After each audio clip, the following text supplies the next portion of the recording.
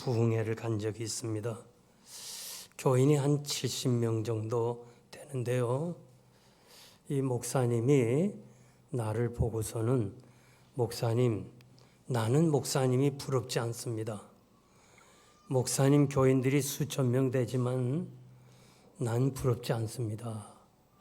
그래서 내가 무슨 말을 잘못한 것 같아서 혹시 목사님 내가 말에 실수가 있었나요? 아니라는 거예요. 그럼 왜 그런 말씀을 합니까? 그랬더니 말씀하시기를 자기가 암에 걸렸는데 그 여집사님 한 분이 하나님 앞에 간절히 금식하며 기도하며 매달린 거예요. 하나님, 나에게 암을 주시고 목사님은 건강을 주세요. 나는 하나님 앞에 가도 되지만 목사님은 할 일이 많은데 그저 목사님의 암을 내가 가지고 목사님 고쳐달라고 그렇게 기도했다는 거예요. 그러면서 결국은 목사님은 그 여종의 소원대로 암에서 치유받고 이 여집사님은 암에 걸린 거예요. 그러면서 날 보고 나는 잊을 수 없는 사람이라는 거예요. 그러면서 저에게 물어봐요. 목사님 교인 중에서 장로님들도 많고 권사님들도 많은데 목사님을 위해서 대신 죽을 사람이 있냐? 이렇게 물어요.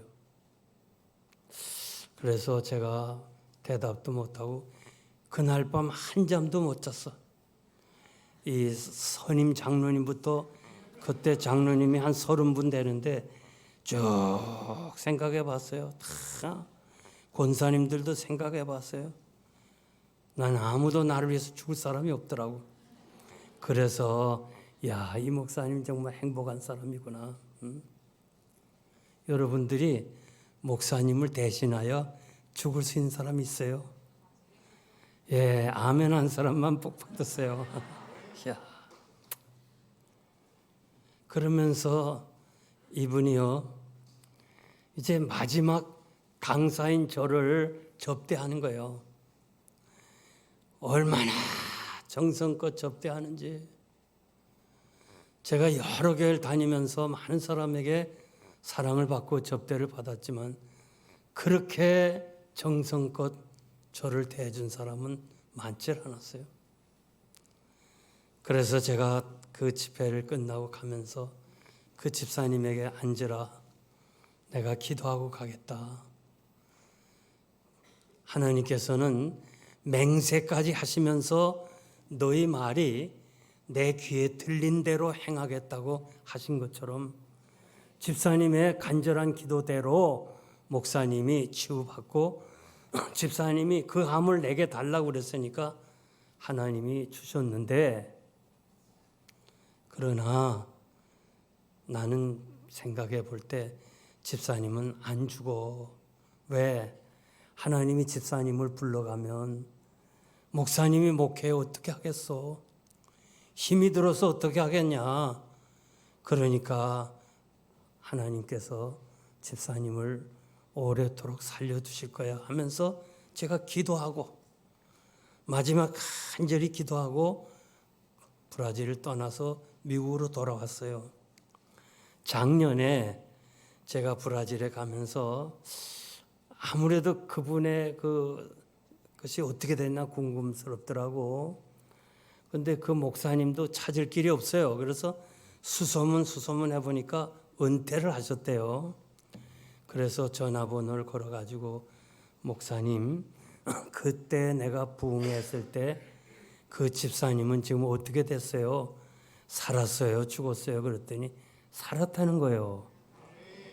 지금 어디 있어요? 내가 이번에 브라질 가면 만날 수 있어요? 한국에 왔다는 거예요.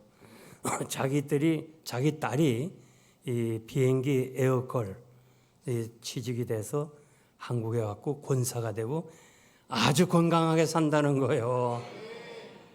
야, 그래서 제가 참 마음이 기뻤는데요.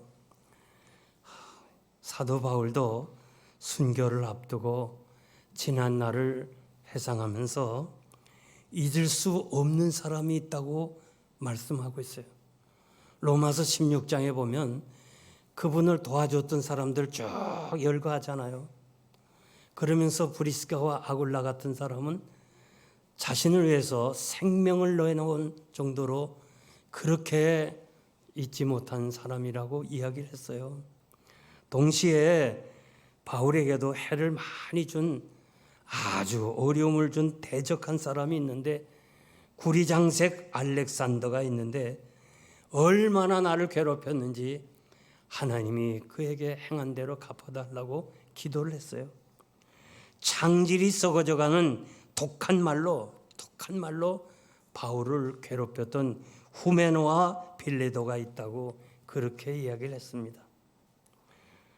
저도 지나온 이 목회 선상에서 잊을 수 없는 사람이 있습니다.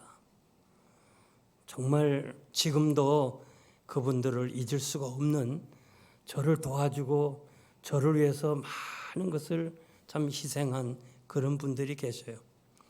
그거 다 시간이 없어서 말씀 못 드리고, 한국에서 후암제일교회 있을 때 장로님 한 분은 부자가 아니라 거부예요. 거부. 돈이 많아요. 그런데 얼마나 인색한지 몰라. 결국 그 돈 다 결국 아들이 가졌는데요. 불신자 아들이 가져가지고 지금 다 없어지다시피 했어요. 근데 그 권사님은 결국은 저를 도와줬어요. 그때 후암제일교회는 서울역 앞에 내리면 아무 건물이 없어서 하나도 없었고 남산 중덕에 후암제일교회만 4층으로 진 그 아주 잘 졌어요. 그 시절에.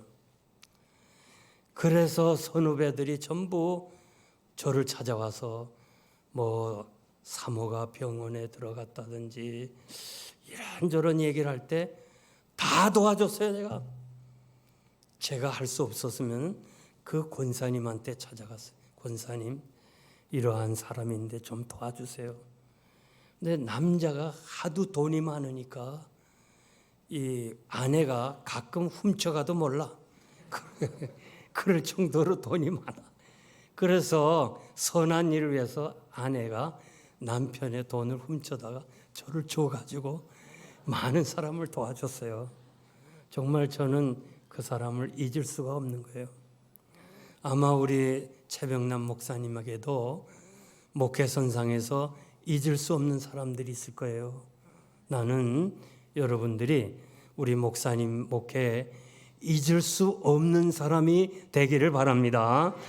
열왕기상 2장에 보면 다윗이 죽을 날이 임박할 때 아들 솔로몬에게 유언을 해요. 너는 힘써 대장부가 되고 여호와의 말씀에 순종하고 그렇게 살아가면 모든 것이 형통할 것이다. 이렇게 말씀을 하면서 솔로몬아, 요압 장군 그가 나를 많이 괴롭혔어. 그 사람을 그대로 내버려 두지 마. 그 사람을 죽여달라고 또 유언을 합니다.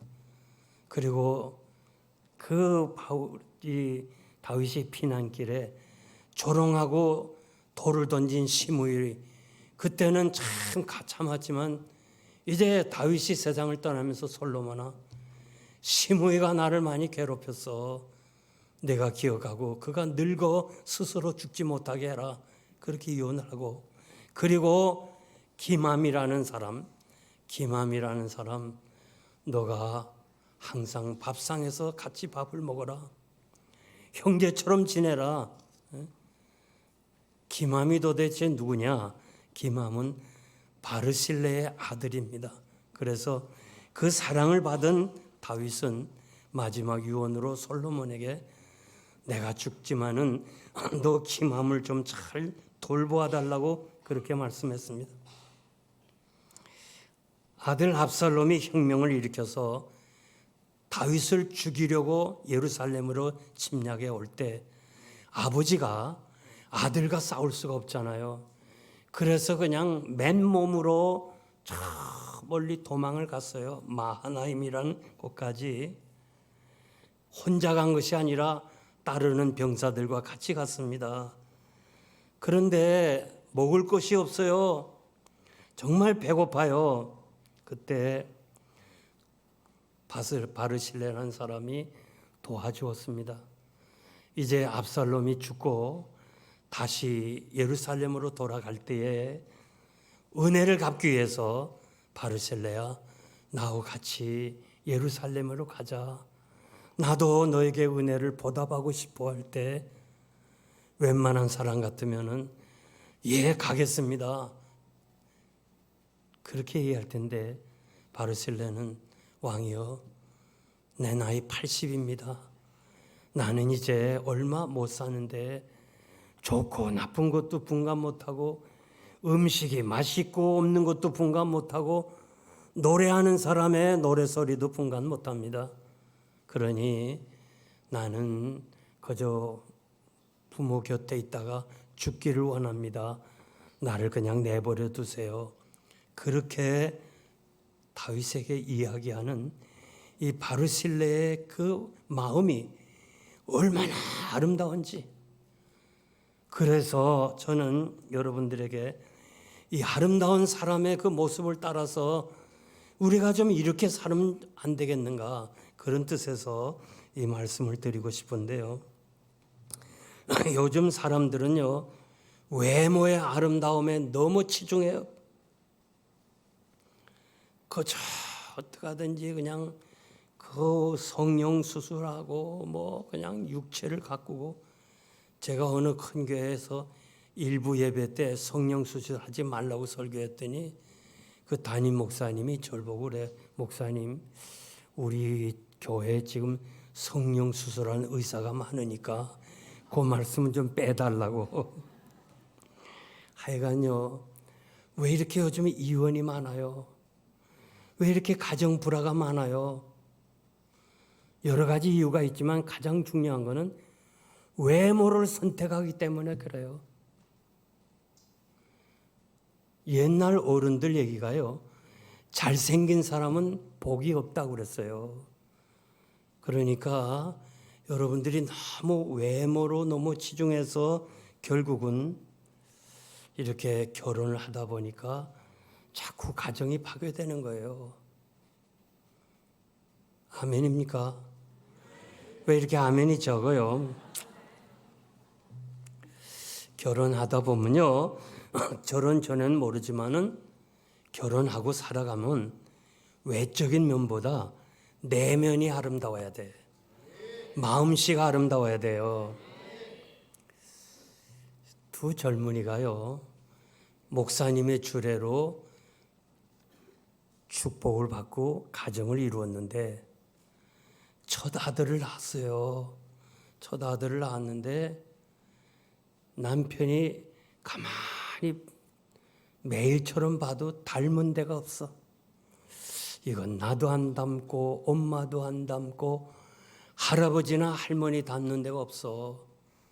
요즘 시대가 그러니까 마음속에 자꾸 의문이 품어. 이거 내 아들 맞는가?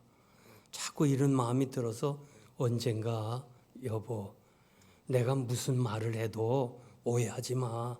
이건 그냥 단순히 한번 물어보는 거야 하면서, 예, 진짜 내 아들 맞아. 나하고 닮은 데가 하나도 없어. 요 말 때문에 부부가 합의 이혼을 합니다. 참, 여러분, 부부가 앉아 계신 여러분, 아무리 부부라고 그래도요, 말 조심해야 돼요. 말 조심해야 돼. 왜? 사탄이 틈을 내니까. 예. 아멘 하는 사람만 복 받으세요. 하여튼 조심해야 돼요. 그래갖고 목사님한테 찾아왔어. 그 목사님, 왜 이혼하려고 그래? 뭐 누구는 마음이 맞아서 사니? 그래서 살다 보면 또 마음이 맞아. 그냥 잘 지내라. 아니에요. 우린 합의 이혼했습니다. 아직 갈라서기로 마음 먹었냐? 예, 그래. 그러면 막판에 내가 얘기하겠는데 거짓말하지 말어 하면서 남자에게 물어. 너 얼굴 성형 수술했지? 예, 했습니다. 아내 보고 너도 했지? 예, 했습니다. 그러니까 이거 네 아들이야 이거. 요즘은요, 본래 얼굴을 알아보려면 애를 낳아봐야 한다는 거예요. 요즘 사람들이 너무 외모에만 치우쳐서 정말 중심을 보신 하나님 앞에서 중심은 다 잃어버리고 외적인 면에만 살아가는데, 오늘 저는 외적인 아름다움은요, 세월이 가면 다 변해요. 지금 성령 수술한 사람, 헐리우드의 그 유명한 배우들이 고백을 하고, 또 제가 교인들 중에서도 보는데요, 젊어서는 모르지만은 나이가 들면요, 성령한 사람이 얼굴이 취해져. 그러니까 이미 한 사람은 할 수 없고 앞으로 하지 마세요. 예? 정말 겉모양이 중요한 거 아니라 우리 내면이 어떻게 하면 우리가 바르실레처럼 아름답게 살아갈까? 아름다움이 겉모양이 아니에요. 그의 풍기는 인성, 인격, 삶, 이런 아름다운 삶이 되도록 바르실레를 통해서 세 가지 말씀드릴 텐데, 첫째, 그는 섬기는 사람이었어요. 다윗이 압살롬을 피해서 갑자기 새벽에 도망을 왔습니다. 그러니까 피난 오니까 뭐 아무것도 준비가 없죠. 먹을 게 없어요. 아마 여러분 잘 모를 거예요. 피난 생활을 한 사람, 여기 대부분 다 젊은 사람이라 나이 든 사람은 별방 없네요. 최병남 목사님하고 저만 있네요. 하여튼 우리 시대는요, 이 피난 시절 대구로 가가지고 글쎄 하루 한 끼를 사과 하나로 때웠어요. 정말 어린 시절의 추억은 배고픈 것밖에 없어요. 여러분, 나라를 위해서 많이 기도해야 돼요. 우리와 우리 자손들이 피난 가면 안 돼요. 정말 이렇게 아름답고 나라가 부흥되고 이런 때 우리가 할 수 있는 것은 기도밖에 없어요. 그래서 피난 생활을 경험한 저는 이 다윗의 피난을 할 수가 있어요. 그래서 압살롬에게 도와달라고 해서 압살롬이 우리가 이 바르실레가 도와주는데, 그 시절에요, 이 바르실레의 도움은 그냥 도움이 아니라 생명을 걸고 도와줘야 돼. 왜냐? 지금 압살롬이 아버지를 죽이려고 예루살렘을 점령하고 도망은 아무것도 힘이 없는 아버지를 죽여야 자기 왕권이 유지되기 때문에 죽이려고 오는 사람이요, 그 아버지를 도와준 바르실레를 가만 놔두겠어요? 전 가족을 다 죽이지. 생명을 내놓고. 다윗이요, 여러분 알잖아요. 이렇게 도망 다니고 피난길에 너무 배고파서 노베에 있는 제사장을 찾아가잖아요. 배고프니까 좀 빵을 달라 할 때, 지금 내게는 빵은 없지만 진설병이라는 것은 성막 안에 이 떡을 6개 놓아요. 12개를 놓는데 12개 지파를 하나님이 생명, 양식 책임진다, 먹을 걸 책임진다는 뜻에서 성막에 진설병 빵 12개를 놔둬요. 이쪽 테이블 6개, 이쪽 테이블 6개. 그런데 이게 한 주일이면 바꿔야 돼요. 바꿔서 다시 새 거를 갖다 놔야 돼요. 그리고 물려낸 진설병 떡은 제사장만이 먹어야 돼요. 그런데 이 다윗을 불쌍히 여겨서 내가 지금 떡은 없지만은 물려낸 진설병이 있다고 하면서 그걸 줬어요. 이 사실을 알아가지고 사울이 어떻게 했어요? 그 제사장들 다 죽였잖아요. 응? 야, 85명을 죽이고 그 제사장에 속한 사람들 뭐 짐승까지 다 죽였어요. 왜? 이거는 제사장만이 먹는 진설병을 그래 다윗에게 줬다는 이 죄명, 자기가 하나님의 의를 이룬다면서 하는 범죄는 너무 큰 거예요. 이 사실을요, 바르셀레도 알고 다윗도 알고 압살롬도 알았어요. 이거 잘못 도와줬다가 온 식구 다 죽어요. 그런데 죽음을 각오하고 기대하지 않고 섬긴 거. 여러분들이 남을 섬길 때요, 그럼 저 사람도 나를 섬기겠지. 그러면 이미 상을 얻었다고 그랬어요.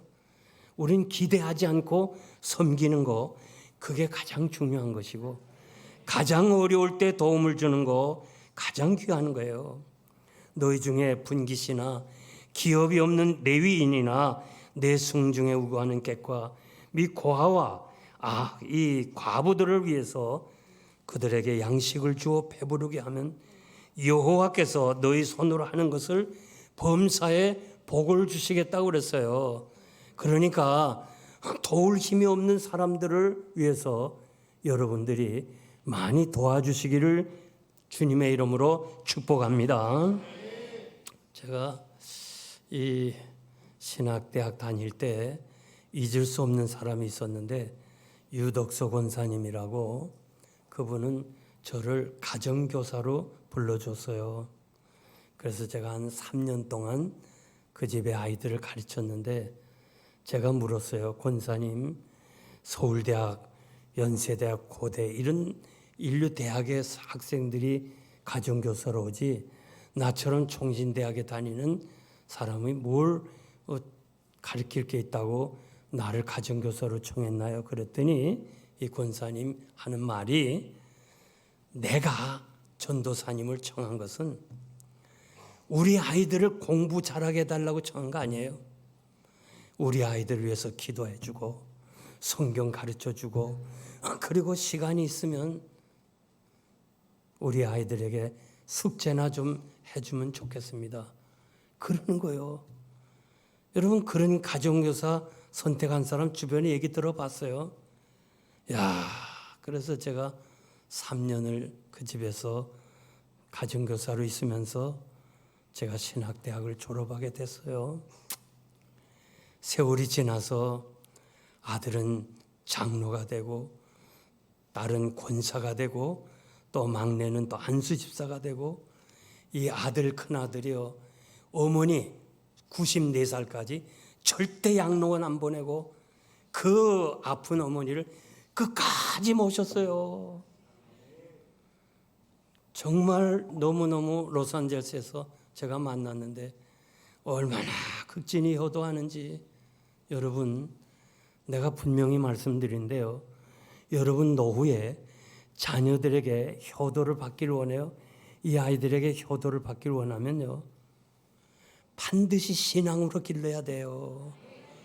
인류대학이 필요 없어요. 인류대학이 필요 없어.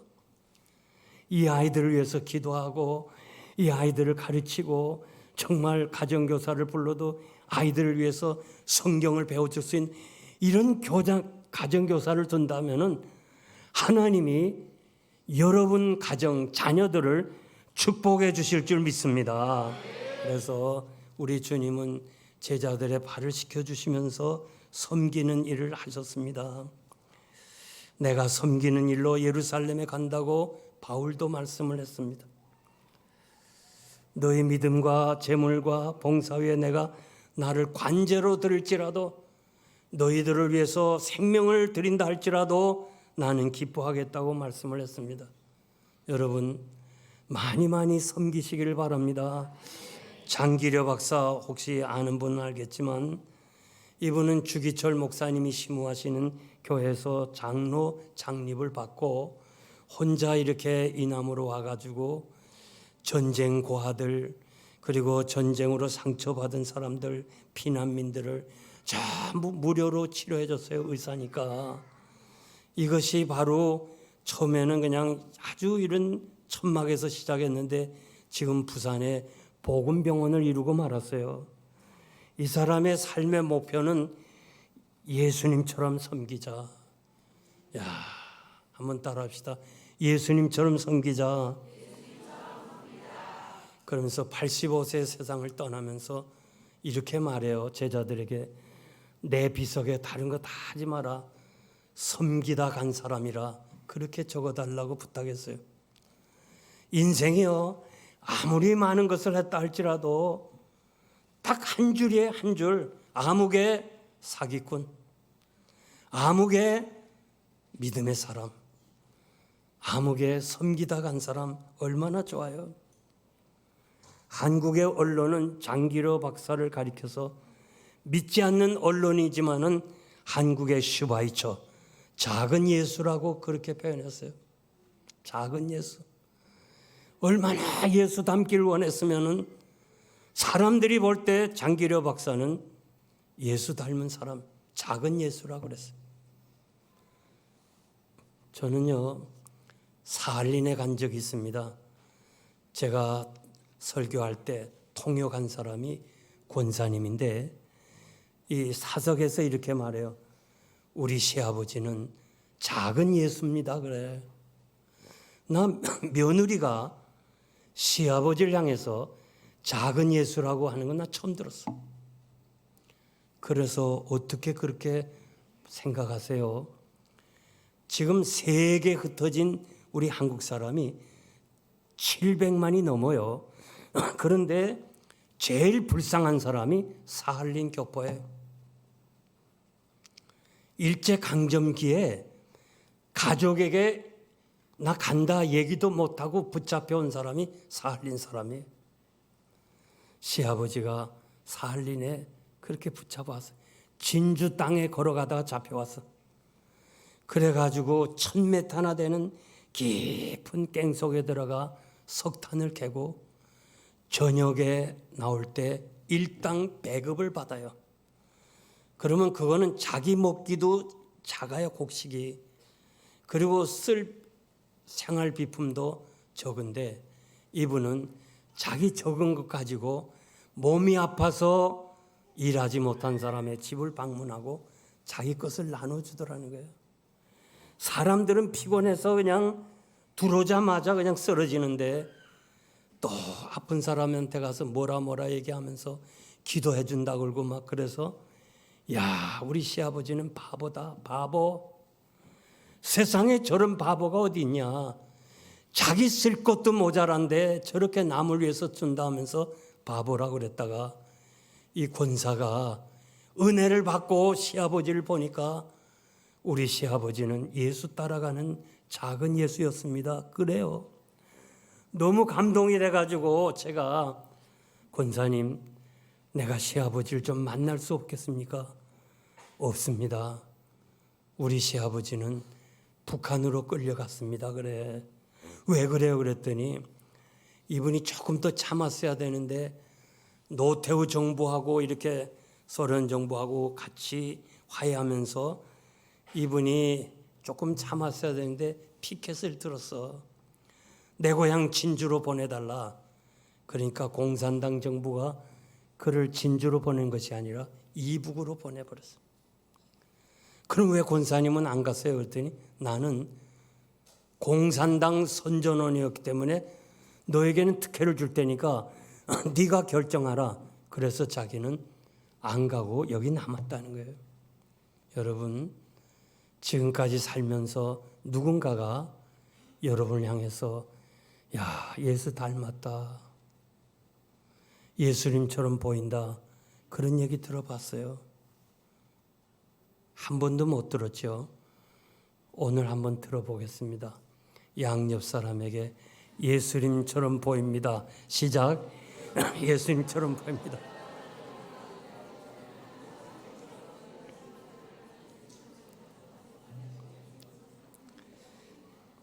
히브리서 6장 10절 보면 하나님은 불의치 아니하사 너의 행위와 그의 이름을 위하여 나타낸 사랑으로 이미 성도를 섬긴 것과 이제도 섬긴 것을 잊어버리지 않는다.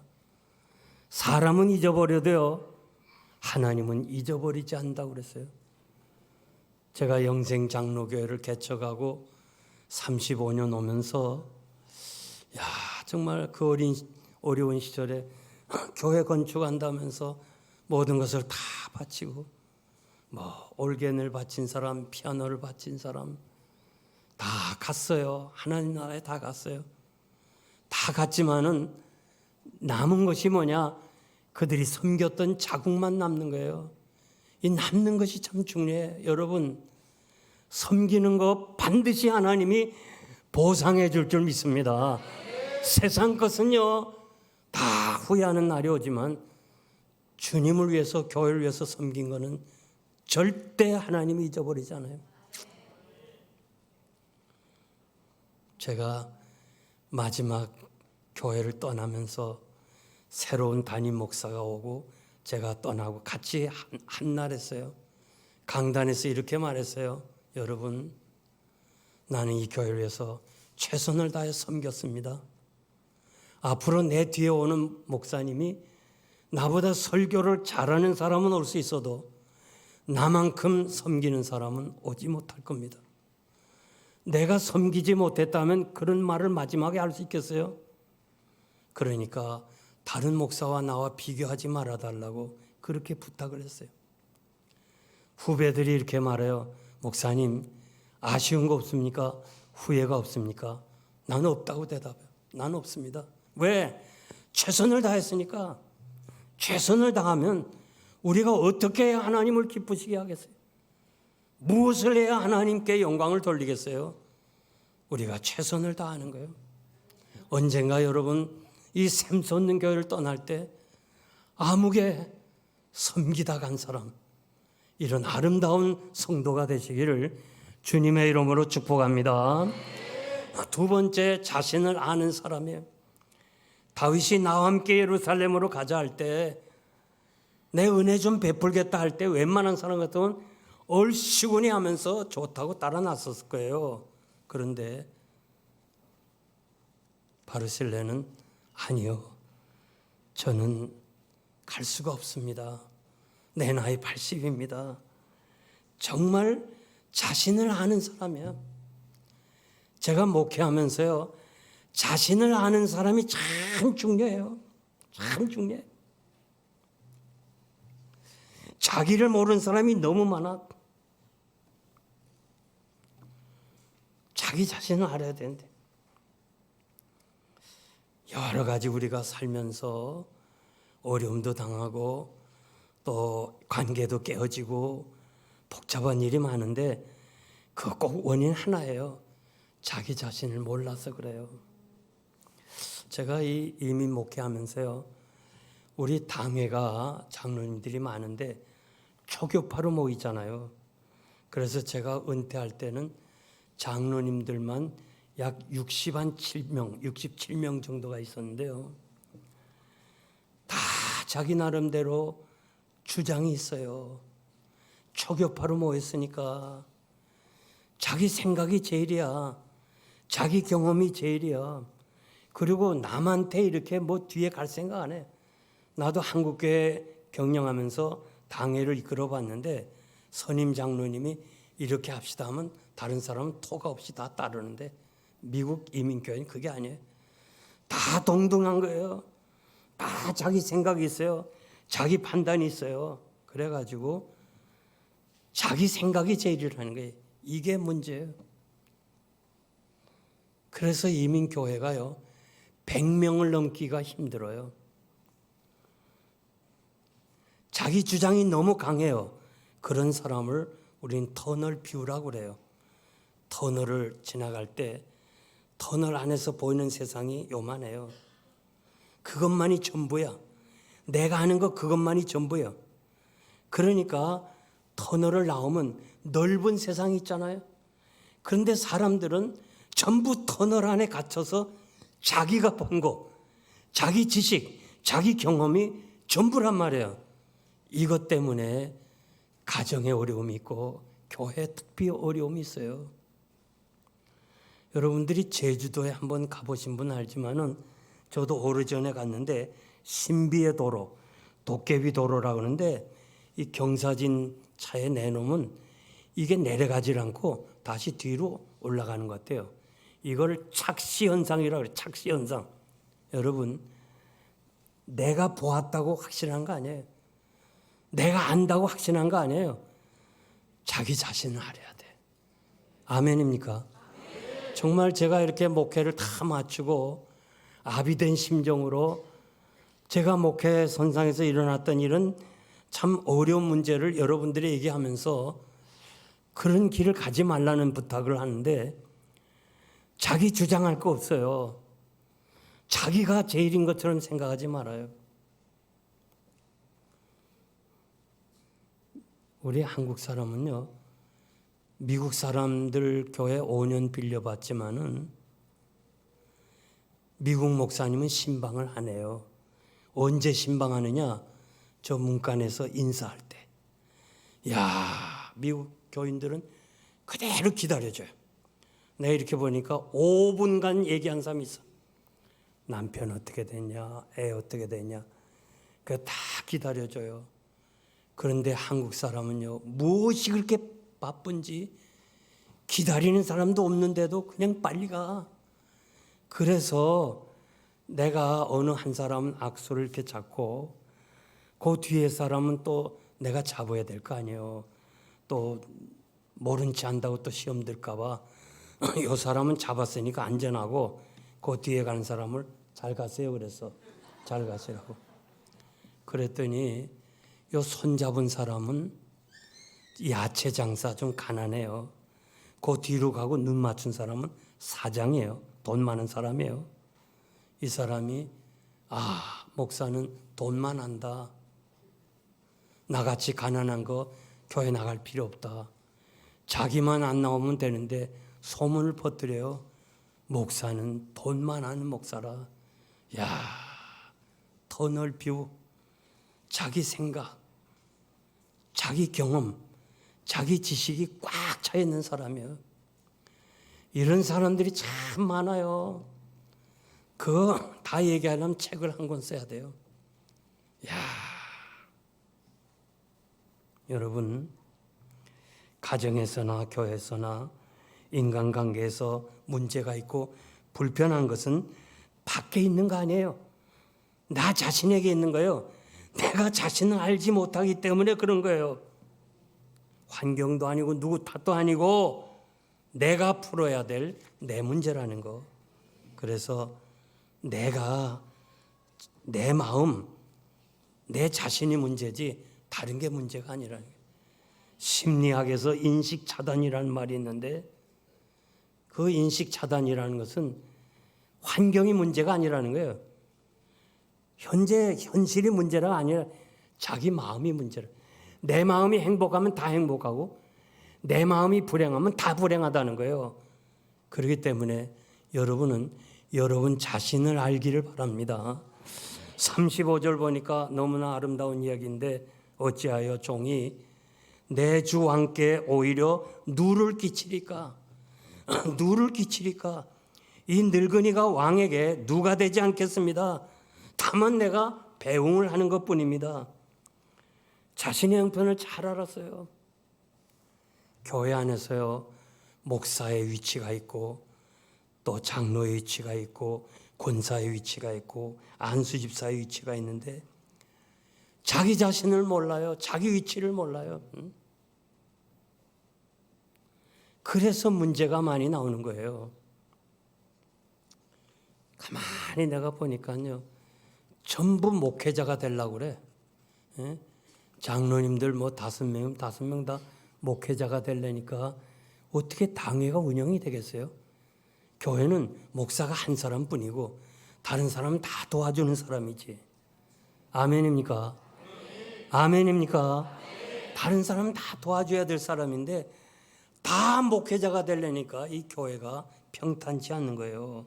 그러므로 여러분, 나는 여러분들이 목회자에게 걸림돌이 되지 말고 디딤돌이 되기를 바랍니다.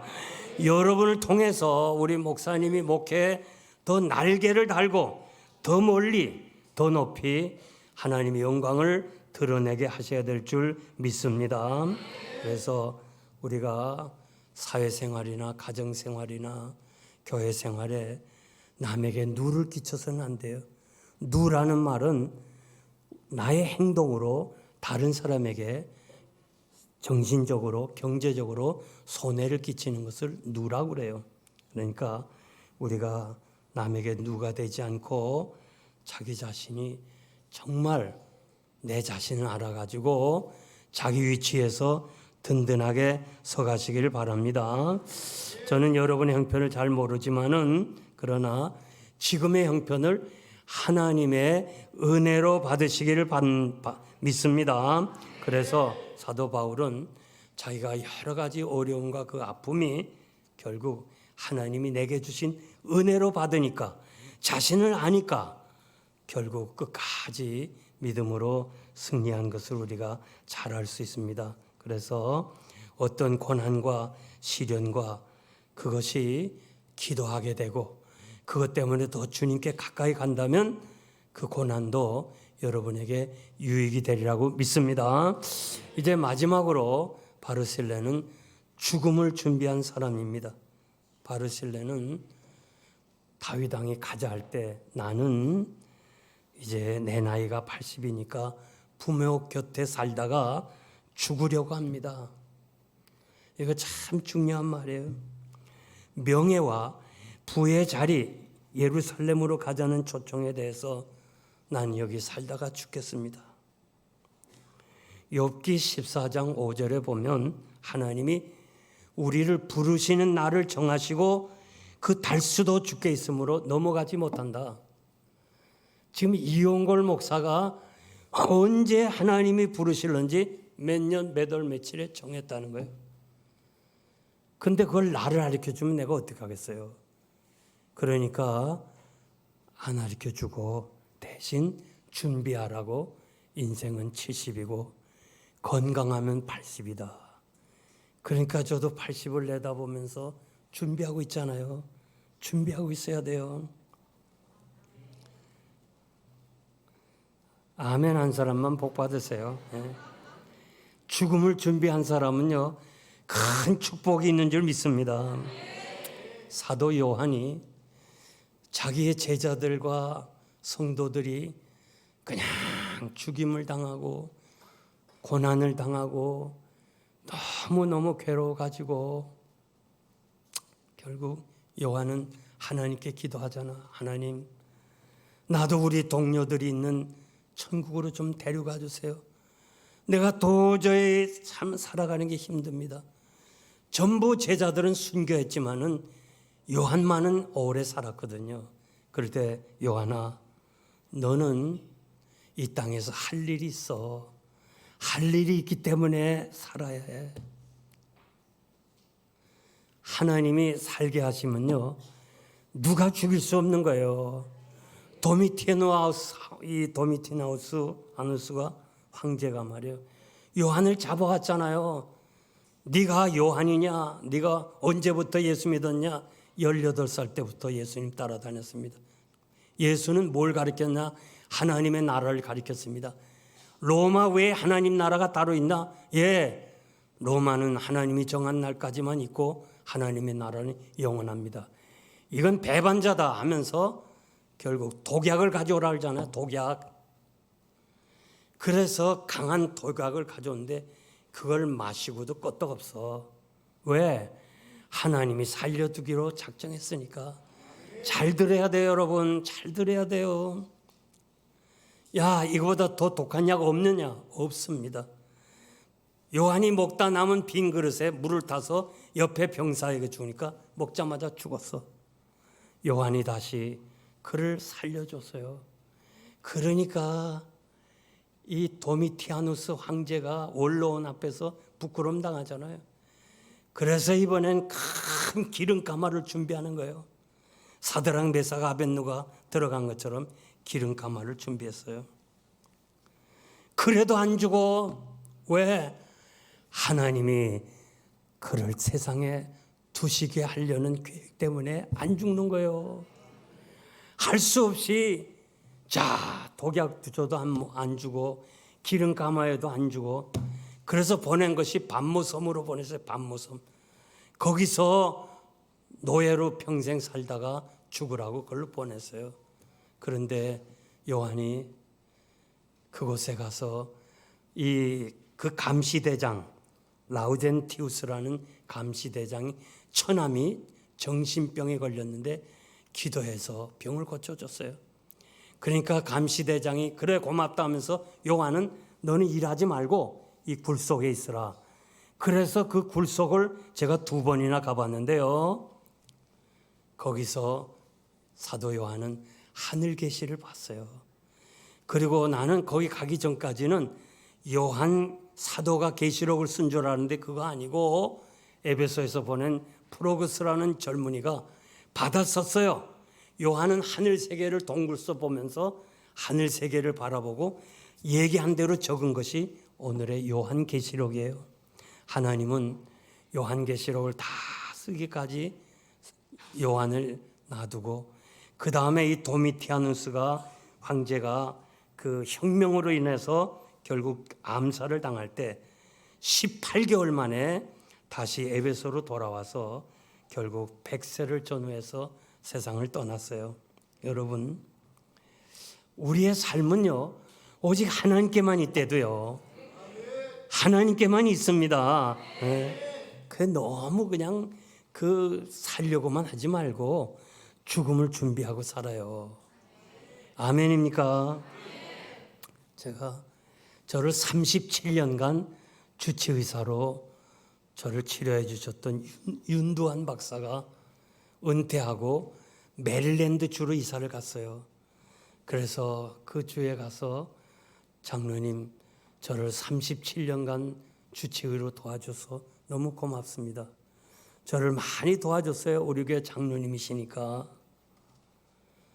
그러면서 내 마음에, 목사의 마음은 혹시 이분들이 구원의 확신이 있나, 천국에 대한 확신이 있나, 이걸 묻고 싶어요. 왜? 확신이 없으면 빨리 전해야 되니까, 구원 초청을. 그래서 구원에 대한 확신을 얘기하고 천국에 대한 얘기를 했어요. 끝나고 나니까 그 장로님 네 분이 동시에 말해요. 목사님, 우린 죽을 준비가 다 돼 있습니다. 언제라도 하나님이 부르시면 가겠습니다. We are ready. 우린 죽음을 준비하고 있다 이거예요. 언제든지 우린 갑니다. 야, 제가요 너무너무 부끄러웠어. 내가 너무너무 작아졌어. 이렇게 구원의 확신을 가지고 죽음을 준비하고 있는 장로님 네 분 향해서 죽음을 준비하고 있냐 물었던 내 자신이 얼마나 부끄러운지. 메릴랜드에서 필라델피아까지 자동차로 한 3시간 걸려요. 이용걸 운전하면서 너는 죽을 준비가 됐나? 난 안 됐었어요. 나는 그토록 장례를 많이 주관하고 부활주일 고난주간에 주님의 십자가의 대속의 죽음과 성도들의 장례식 때마다 죽음을 준비하자고 얘기하면서 이용걸 너는 과연 죽음을 준비했냐? 안 했어요. 그때 저는요 하나님 앞에 그때가 2019년인데 주여 이 죄인을 용서해 달라고 내가 말은 그렇게 하고 가르치지만 내 자신이 죽음을 준비하지 못했습니다. 그러면서 회개했어요. 그리고는 매일 아침마다 눈을 뜨면 하나님이 살려주셔서 감사합니다. 내가 오늘도 하나님을 위해서 무엇을 해야 되겠습니까? 그전에는요 주여 이렇게 해달라 저렇게 해달라 그랬는데 죽음을 준비하고 나서는요 기도 제목이 바뀌었어요. 주님 내가 이 하루를 어떻게 해야 하나님을 기쁘시게 하겠습니까? 그렇게 하루하루 그러면서 자동차 운전대에 앉아서 주여 내 영혼을 주님께 맡깁니다. 내가 이게 마지막 운전이 되더라도 하나님 내 영혼을 받아주세요. 그리고 운전하고 그랬어요. 2020년에 제가 정기검진을 갔다가 간암이라는 얘기를 들어요. 전혀 이상이 없었는데 간암이라는 선언을 받아요. 그래서 제가 우리 패밀리 닥터 주치의사가 간 전문의에게 보내요. 그래서 제가 찾아갔더니 제임스 박이라는 전문의가 나보다도 여기 뉴욕 그 맨하탄에 외과 의사가 왔는데 한번 만나볼 수 없겠냐? 예, 만나보겠습니다. 그분이 MRI를 보더니 90%는 암 같다는 거예요. 그건 앞으로 조직 검사도 해봐야 되고 또 여러 가지로 조사를 해야 된다 해서 아니요. 수술해 주세요. 그냥 한 2, 3분 만에 내가 수술해 달라고 그랬어요. 왜? 죽음을 준비하니까요. 처음에 그 얘기 듣고 조금 제 마음에 부담이 있었고 두려웠지만 이제가 나는 이제 가야 될 때가 왔구나. 그러면서 해달라고 그러니까 이 의사가 너무 당황하는 거예요. 처음 보는 사람이 이거 뭐 몇 마디 하면서 그냥 해달라고 그러니까 그러면서 자기 비서한테 물어요. 언제가 시간이 되냐니까 그때 내가 2월에 물었는데 5월 며칠에 된다고 전화 와서 내가 그 딱 다 보고 플리즈 제발 내가 부탁하는데 내가 마지막 부탁하는데 내일이라도 수술해달라. 이 죽음을 준비하니까요 전혀 두려움. 그래서 그 시간에 수술 날짜를 받았어요. 제 아내도 몰라요. 아무도 몰라. 자녀도 몰라. 왜? 내가 준비가 다 됐으니까. 그런데 다른 일로 우리 자녀들이 왔다가 내가 수술한다니까 깜짝 놀래가지고 아버지 이런 일을 왜 영생교회 아무도 몰라.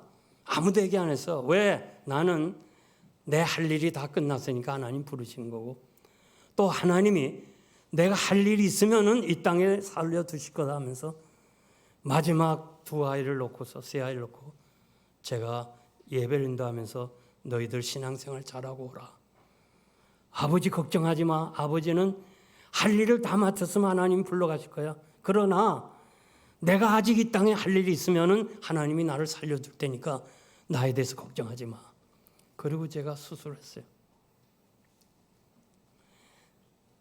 바로 암이라는 진단을 엑스레이 받고 열흘 만에 그냥 수술대에 오른 거예요. 그저 암이라고 받으면요.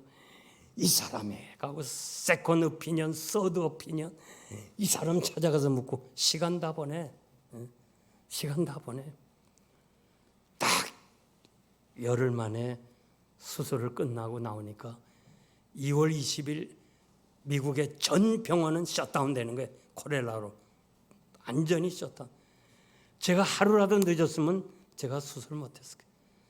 그래서 남들은 뭐 수술하고 그다음에 뭐 항암 치료 뭐 방사선 일치 안 해. 일치 안 해요. 나 병원에도 안 가요. 내가 약해 보입니까? 나 강해요.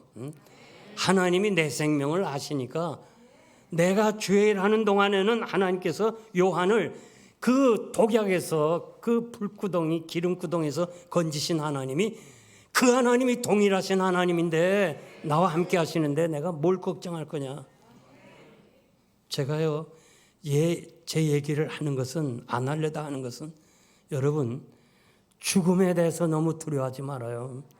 우리는 어차피 한 번은 가야 되는 거예요. 사람이 죽음을 준비하지 않으면 방황하게 돼요. 방황하게 돼. 어느 목사님이 94살인데 병원에서 이제 할 수 없다는 거예요.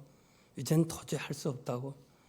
근데 딸이 셋인데 자꾸 딸아 나 또 병원에 데려가 달라. 나는 120살까지 살아야 돼. 120살까지. 그래서 또 병원에 가면 하루 이머전시 있다 또 나와. 또 간다. 그래서 딸이요 저를 만나더니 목사님 천국이 있습니까? 그 왜 그런 말을 해? 목사 딸이 그때 나 우리 아버지 보니까 천국을 확실히 있는지 없는지 모르겠어요. 목사님이 그러니까 딸들이 신앙이 떨어지는 거야. 그래 가자. 내가 그냥 나보다 나이 많은 사람이지만 머리에다 안수를 했어요. 목사님 120살이 뭡니까? 왜 아이들 앞에서 이렇게 확신이 없습니까? 제가 간절히 기도했어요. 간절히 축복 기도했어요. 이 영혼을 불쌍히 여겨달라고. 그리고 기도를 했는데도요. 또 그냥 120살까지 살아야 된다고. 이거 안 되겠더라고. 또 두 번째 갔어. 이번에 아주 강하게 내가 기도했어. 그랬더니 성령께서 역사하셔서 딸아 나 엄마가 있는 천국에 나도 간다. 너희들 예수 잘 믿고 천국에서 만나자. 그러고 갔어요. 내가 말하면요 여러분 다 알아요. 유명한 목사님이에요. 유명한 목사님. 주치의사가 그 교회 집사인데 의사가 알잖아요. 이제는 더 이상 못 고치는 거. 목사님, 이제는 준비하셔야 돼요. 현대의학으로 다 했습니다. 안 됩니다. 아니야, 나 좀 살려줘. 아니, 목사님, 죽으면 천국 간다고 얘기하지 않았습니까? 아니야, 난 살아야 돼. 천국은 뭐고 하여튼 난 살아야 돼. 그러다가 죽었어. 의사 집사가 실망을 했어. 천국이 있나 없나. 예? 여러분, 죽을 준비해야 돼요. 그래야 바르게 살아요. 이 죽을 준비하고 사는 거요, 야, 진짜 너무너무 행복해요. 내가 만일 목회할 때 이런 신앙을 가졌더라면 다 목회가 왕성했을 거예요. 은퇴하고 나서 그걸 깨달은 거예요. 너무 감사한 거예요. 너무 감사한 거예요. 죽을 준비하고서. 그래야 바르게 사는 거예요. 여집사님 한 분이 6개월 판정을 받았어요. 야, 이제 남은 6개월 어떻게 할까? 가만히 생각해 보니까 교회 나와도 한 번도 남을 도와준 거 없어. 그래서 6개월 내가 이제 남을 도와주면 살겠다 하고 그저 자기가 있는 거 다 줬어요. 그저 옷도 주고 뭐 좋은 거 다 줬어. 왜 떠나야 할 사람이니까 다 줬어. 그런데 6개월이 가까울수록 컨디션이 좋아지는 거예요. 이상하다. 6개월이면 시한부인데 6개월 되는 날 다시 가서 진료를 받으니까 의사가 미안합니다. 오진이었습니다. 그러더래. 오진이었다고. 그래서 교인들이 집사님 후회 안 합니까? 다 준 거 후회 안 합니까? 아니요. 나는 내 일생에 그때가 가장 아름다운 생애였습니다. 네. 여러분, 우리가 죽을 준비해야 정말 아름답게 살아가요. 너무 욕심 부리지 말고. 교인들 욕심 많아요. 자기 자신을 알아야 돼요. 제가 목회하면서요, 왜 이렇게 노인들이 욕심이 많은지. 우리가 뭐 이렇게 떡을 할 때 한 1000명분을 해요. 3부 예배 중심으로 하니까.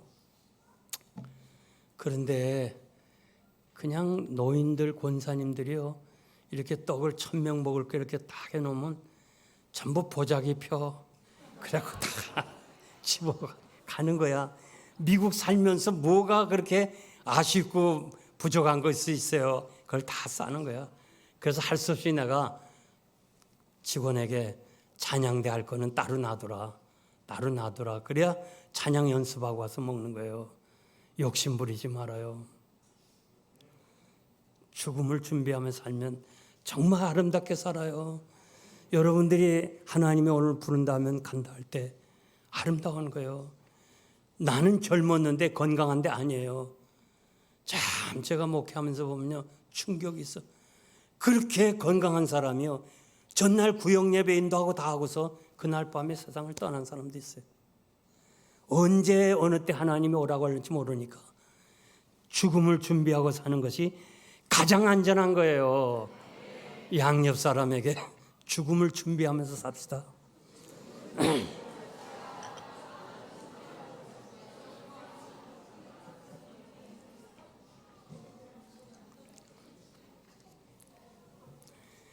아이고, 뭐 목사님이 와서 죽음을 준비하자 그러는데 죽음을 준비하는 게 잘 사는 방법이에요.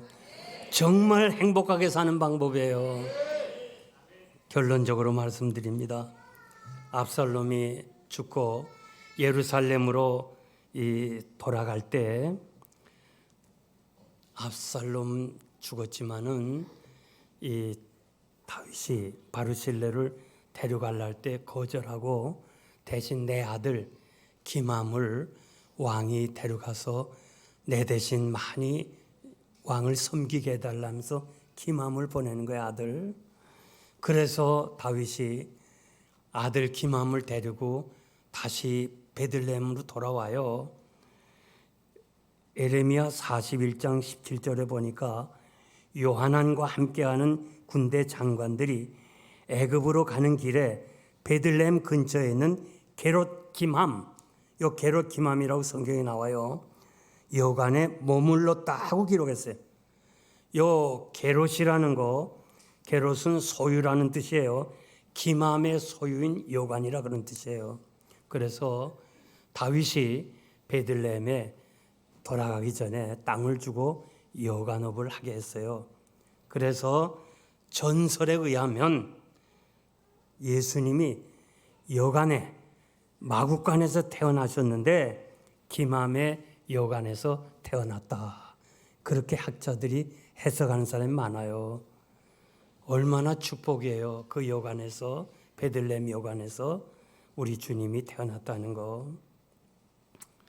가능한 한 우리가 섬김으로 우리 자녀가 복을 받아야죠. 제가 미국에 가서 10명을 붙잡고 물으면 9명까지는 목사님, 내가 이민 온 것은 내 자녀들을 위해서 왔습니다. 자녀들의 성공을 위해서 왔습니다. 그렇게 얘기를 해요. 세월이 40년이 지나니까 내가 다 보잖아요.